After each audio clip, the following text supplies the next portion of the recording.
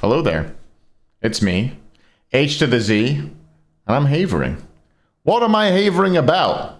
I hear you ask. About how it's too hot, even though it's midnight? It's Sunday. It's just after the end of the Smite Summer Masters. Congrats to the Jade Dragons. What a great win for them. What a turnaround after the roster change they've made. Another roster change is in the works for the Atlantis Leviathans. They have removed Jarcorr from their roster and are going to be picking up a different solo laner. And I'm just going to chat about why they're replacing Jarcorr, who the potential options are, what I think would be good, what I think would be not so good. And yeah, okay. Let's get into... I'll show some tweets first of all. I had to translate Yark's tweet from Spanish, obviously. Wanted to make the tweet longer, the truth is, but to better just summarize it, no longer on the Levi's as a solo laner. Decisions were made to look for a new player, so I'm LFT for the rest of the year. DM's open. No trolling. And then Shinto has clarified that they removed Jarcorr from the team because of personal issues between him and the team, not because of in-game performance. And Wrong, you said some similar things. Not because of personal problems that happened and unfortunately affect the team, not due to a lack of skill act. He's a great player.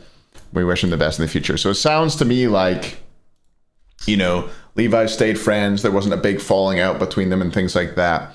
But Jarcorr was letting maybe things outside of the game affect him a bit. He maybe wasn't showing up, he wasn't practicing as well as he could maybe, and he wasn't bringing the right environment to the team. And that's probably why they made the changes. You know, I don't know that for sure. But yeah, and Yark also basically said, like, if he can't find the team, I guess he has to go back to Colombia. He doesn't really have options outside of that. So let's look at the solo lane options for the Levi's. I mean, I think first of all, you look within the league and you look at who they're probably going to ask. You know, the first one that a lot of people would say would be Nika. Warriors on the up and up. Levi's struggling. And Nika has said he's not leaving the Warriors, so he's outside of that. I mean, I would say you can count out sort of the top teams. So it's not going to be Variety, it's not going to be Solo or Troll, it's not going to be Fine OK, who end up going over there. So then you look out with those and you say, who have you got? There's no Nika, so you've got the bottom three. I guess the three other teams. So you've got Haddix, who, I mean, if you could get any of the bottom three, you got Haddix, Aqua, and Scary, right?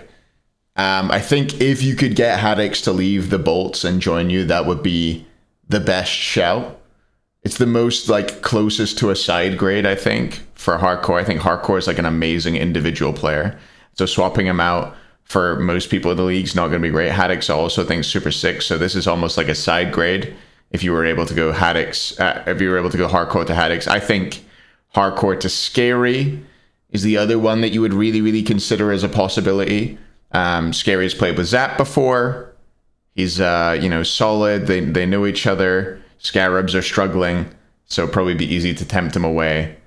And then you've got Aqua as well. I think the Valks are on the up and up. This team like get on together really well, and I just think that Yark to Aqua's a downgrade, honestly. Like, no offense to Aqua. He's doing well. I like his Changa and stuff like that, but I just think he's not as good as Jarcorr. That's just the way it is. I don't think Scary's as good either, to be honest. I think he's a downgrade also. But there, at least you've got sort of the benefit of, you know, that Zapman and Scary combo have won Worlds before. From there, if you look outside of the SPL, I think there's the big, obvious, glaring option of Deathwalker. Would he consider moving to the US to compete? He basically got asked this in an interview during the event, and he said, most likely not, essentially. So I don't know if he's an option. With the performance he put in at this Summer Masters event, he should definitely be something that's considered. If he was able to join, I think he would get asked and given the option. But I think the most likely thing to happen is that we see an SPL swap. And yeah, I wonder if Jarcorr, it depends on like the nature of his personal problems and how word gets around. With these kinds of things, players and teams in the SPL talk, right? So the other teams are going to be aware of exactly what happened with Yark and why he's been taken off the team. And that might make decisions about whether he gets onto a different team, whether, you know, for example, if Scary goes from the Scarabs to the Bolts, maybe not Scarabs to the Bolts, the Scarabs to the Levi's. Maybe the Scarabs would think twice about picking up Yark. I think Yark, he's just so fucking good that if there's a player getting replaced in the SPL, if there's a player swapping onto the Levi's, I think it's unlikely that he doesn't get a spot just replacing that solo laner straight swap. I can't see who the better options are going to be, unless maybe one of them can finish Deathwalker if he's the option. But again, I don't know. I think where it gets a bit more murky is if, for example, the Levi's are picking up Deathwalker, he joins on in. If in that situation, would Jarcorr end up with a spot? I don't know. I think it's difficult in that case to throw it over to Yark, just because, I don't know, solo laners, it's difficult. I definitely think the only team that maybe would replace their solo laner would be the Scarabs, and they've gone through so many roster changes. Would they do it again? However, I don't know if you all saw this. I don't know if this is serious or not, but Bobby threw out a little Dominoes tweet. So maybe this is saying that there are going to be some swaps within the SPL, and that's going to lead to a little mini roster apocalypse. It's a good time to do it if you're going to make changes, I suppose. There's like a 4 or 5 week break, I believe, coming into the next SPL split. We've got a decent little break here. I don't think it's officially announced yet, but I believe it's going to be mid-September, like September. Let me look at the calendar here for a sec. Sorry. The week of September 19th maybe is when it's going to start back up, or maybe the weekend before. Not sure. But it will be like mid-September before the SPL starts back up. So we'll have a fair bit of a break here. So it's a good time to make roster changes. I think as well, the Dragons are looking like the poster child for roster changes right now. You're struggling, you're losing to everybody, you're really, really falling down in the rankings. You make a roster change, and then you do not lose a set from then on, going on to win the Smite Summer Masters. Not bad. They did drop a game to Hex Mambu, though. God, I can't stop talking about how good that team is. But yeah, that's it. I've havered enough, I think. That'll do.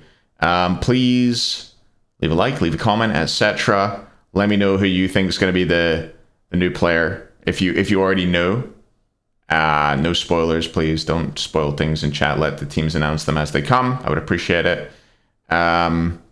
Let me know as well if there's any particular games, player POVs you want to see from the event. I'm going to do some player demo recordings next week. So yeah, let me know, and I'll do some power rankings next week as well, so you can look forward to that. Thanks for watching, everybody. Hope you had a great time watching the Summer Masters this weekend. I sure did. I'm going to go sweat in my bed for a few hours and then wake up for work. See you all later. Peace off.